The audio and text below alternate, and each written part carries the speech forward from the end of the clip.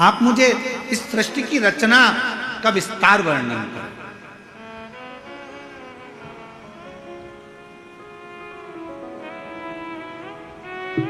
मानव का जन्म क्यों हुआ है? पृथ्वी पे आने का कारण क्या बना?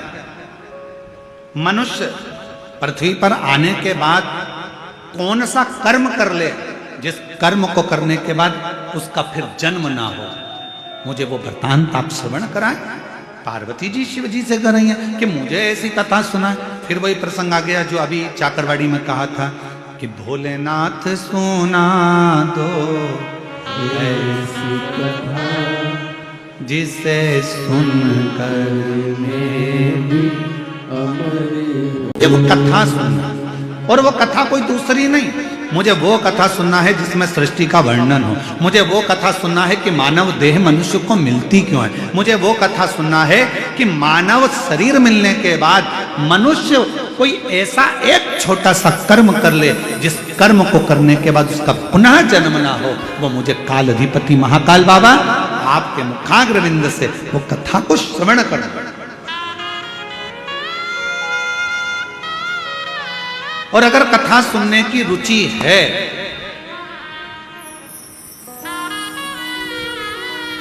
यदि कथा सुनने की रुचि है आपके अंदर तो एक बात याद रखना, यदि भगवान शंकर की कथा सुनने की रुचि है और तुमने ठान लिया कि मुझे शिव महापुराण की कथा सुनना है तो फिर कोई महाराज कथा सुनाने के लिए आए चाहे ना आए, पर एक देव अधिदेव महादेव श्रेष्ठ वक्ता के रूप में आपके सामने कथा सुनाने के लिए जरूर आए।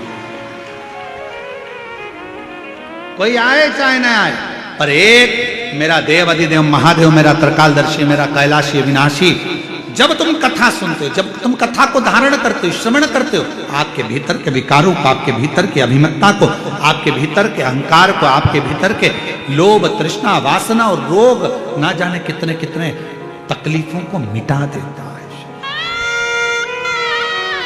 एक पत्र है, अच्छा है,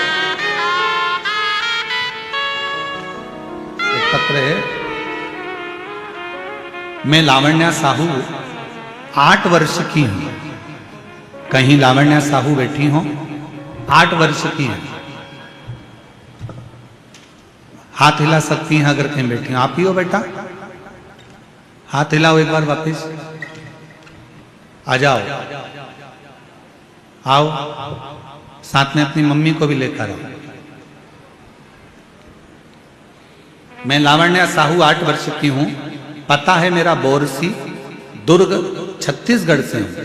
मेरा मोबाइल नंबर ये है।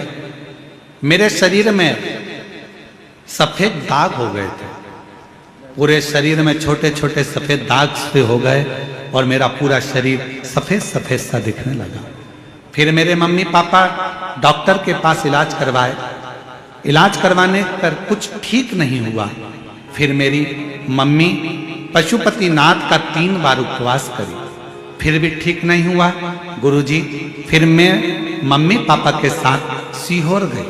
वहां पर शंकर कंकर की पूजन करी और रुद्राक्ष लेकर घर आ गए। गुरुजी, फिर मेरी मम्मी रुद्राक्ष को तांबे के लोटे में गलाकर शिवजी में कुंदकेश्वर महादेव का नाम लेकर जल चढ़ाने और मेरे शरीर में लगाती रही। मेरा आयुर्वेदिक आज भी चलता रहा, डॉक्टरों का इलाज भी चलता रहा। आप कहते हो डॉक्टर भी शिव का एक रूप है, हम शंकर का रूप मानकर उनकी भी दवाइयां लेते रहे।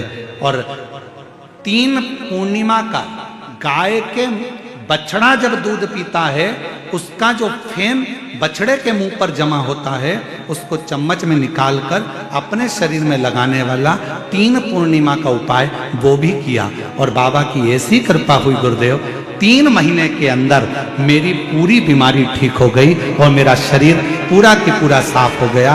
अब मेरे शरीर पर सफेद दाग नहीं है, मैं पूर्ण तरह से स्वस्थ।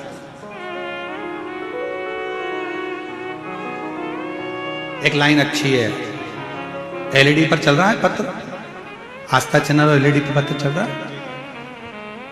लाइन को आप लोग भी गुनगुनाएंगे जो लोग एलईडी पर पढ़ रहे हैं, बच्ची की राइटिंग में है। और तेरी कृपा का क्या है भरोसा, कब किस पर हो जाए जरा सी हम पर कर दो, जरा सी हम पर कर दो। एक चाकरवाणी में एक प्रश्न किसी एक लड़के ने करा था, उसका उत्तर हम दे नहीं पाए क्योंकि उस समय पर कथा का विराम दिवस था।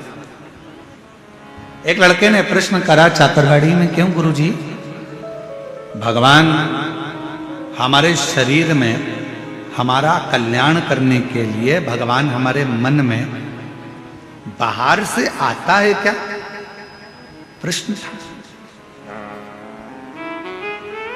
दीदी एक प्रश्न करा गया कि भगवान क्या बाहर से हमारा कल्याण करने के लिए आता? पर शिव महापुराण, शिवोहम शिव महापुराण की कथा कहती है, जैसे पत्थर में चिंगारी अंदर रहती है, लकड़ी में चिंगारी अंदर रहती है, कपड़े में चिंगारी अंदर रहती है, शरीर में चिंगारी अंदर रहती है, उसी तरह जब हमारा जन्म होता है, जन्म से मृत्यु तक हमारा शंकर हमारे हृदय में सदा सदा के लिए विराजमान है। उसको प्रकट नहीं किया जाता, उसको प्राप्त करने के लिए बस भीतर खोज करी जाती है, अपने भीतर उस परमात्मा को संजोया जाता है, उस परमात्मा को खोजा जाता है, अपने भीतर जाया जाता है। थोड़ा सा